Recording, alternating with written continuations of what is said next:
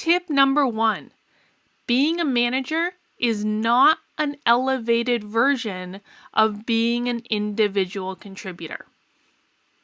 Okay, so you likely made it into a manager position because you proved you could be successful at the job you were doing before that, not because you proved your ability to manage people doing the job you were doing. Okay, so does that make sense? If you were a marketing associate and you were great at marketing, maybe at some point they promote you to being a marketing manager. But that's not because you proved you could be great at managing marketing associates. It's just because you proved you were great at that initial role.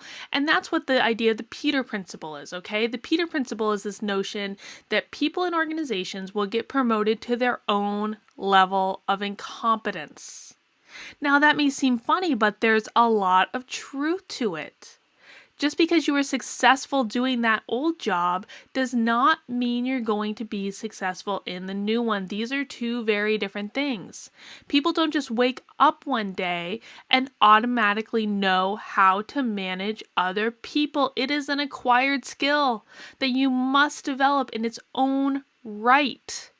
Just like any other skill, you didn't wake up one day knowing how to be a great marketer.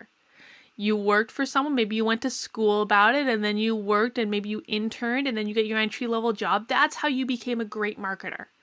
Okay, you worked your way up. You developed your skill set along the way. In the same sense, you do not just wake up one day knowing how to be a great manager. But the moment you get promoted into that manager position, it fundamentally changes everything. You're not an individual contributor anymore. When you are a manager, you have power over people's lives. I'm going to say that again because it's really, really important. When you manage people, you have power over people's lives. We all know that our professional lives and our personal lives are too closely intertwined to be separated in any meaningful way. And that means that the person who does your annual review has a tremendous amount of power over both. You have got to take this seriously, okay? How many of us remember stories where we just had a really bad day or a really bad month and our boss is being horrible to us? And lacking empathy and lacking understanding and not communicating and just expecting us to be mind readers.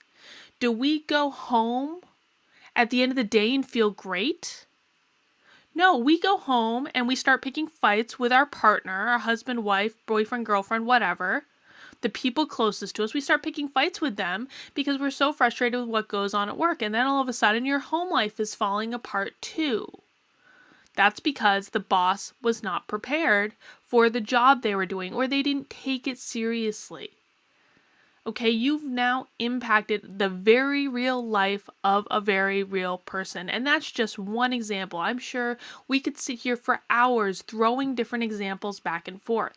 The point here is that when you are responsible for people, when you have people reporting up to you, you have to make it a priority based on an ethical, if not a moral obligation, to provide those people with a good experience.